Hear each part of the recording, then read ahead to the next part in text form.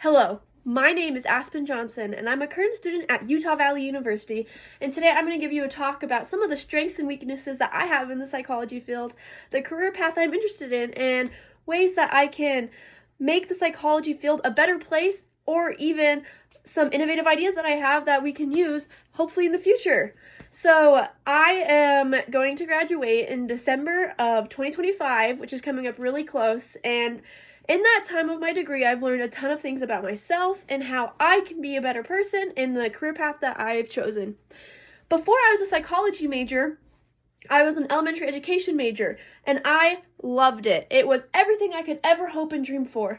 And then I spent some time in the classroom and I realized that maybe it's not quite for me, but I definitely still love the educational field.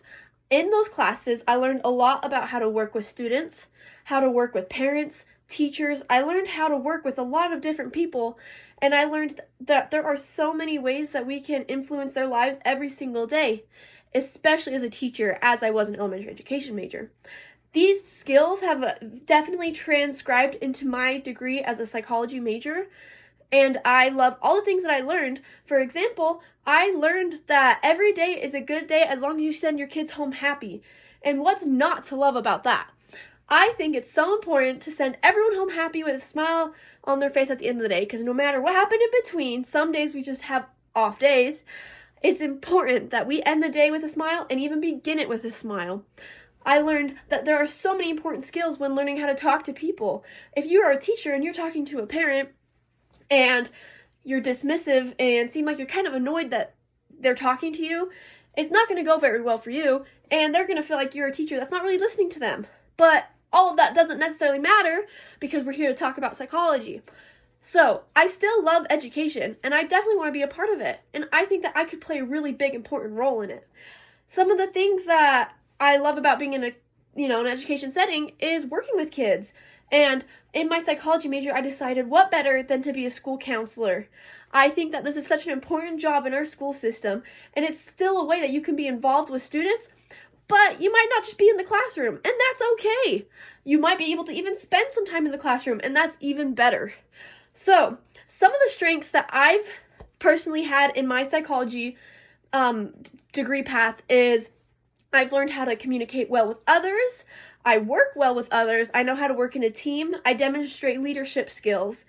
And I know that it is so important to be there in the moment and to be aware of all the things that are going on around you. These are all skills that my degree has given me to be able to succeed as being a school counselor. Now, you might be wondering what a school counselor really does. Maybe you had one, but you never talked to them. Or maybe you didn't even have one. I don't know.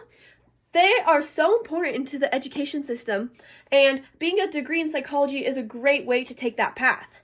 So, a school counselor is someone who might work with students who are struggling at home or at school. They're people who might even just change the schedule for students, or they're even there to just be someone for someone to talk to. A lot of the times, students might feel like they don't have anyone to talk to, and it's important to give them that outlet. And I personally would love to be that person that they feel comfortable enough to go to. I can help students in their learning, their academics. I can kind of do things similar to a school psychologist, but I take a little bit of a different approach to it. Now, to become a school counselor, you're not going to need just a bachelor's degree. You're actually going to need a master's degree, but a master's degree is only a 6-year-long program generally, and it's about 2 years after your bachelor's degree. Now, during that time, you will likely complete an internship, which at my school I attend, Utah Valley University, the internship I believe is about 1,500 hours, which honestly isn't that much. And the school district that is near me, Canyon School District, offers internship jobs on their website. So when you need to complete these hours, they are accessible and easy for you to do. Now, during these internship hours, you will likely work alongside another school counselor. And maybe the counselor might slowly give you more and more access to doing things on your own. You get to learn from others while also learning on your own. It's super fun, and I think that completing a master's degree is super exciting for anyone. As someone like me who's a first-generation college student, even getting a bachelor's degree is super awesome for me. So getting a master's degree is like super awesome. Now, I know that sometimes getting a master's degree might not be attainable for everyone, but there's always resources. Some of the things that you might run into is financial resources that aren't accessible. You might not have time, you might have a family at home, but there are already so many ways and so many people there to help you. For example, if you are needing some help, you're assigned to a mentor who will help you through your program and to help aid completion. Now, if you're having struggle financially, you can use grants, scholarships, there's even funds in your specific research area.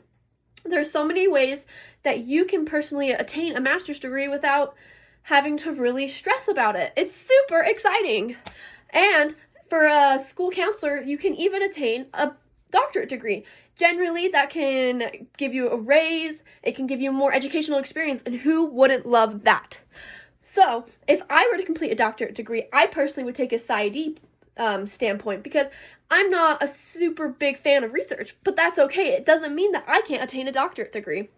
I want to take a more clinical approach in my studies, and that is one way that I can do that. Now, I would like to talk about some of the things as school counselor I can do to be innovative and to help students in their education and even those around me.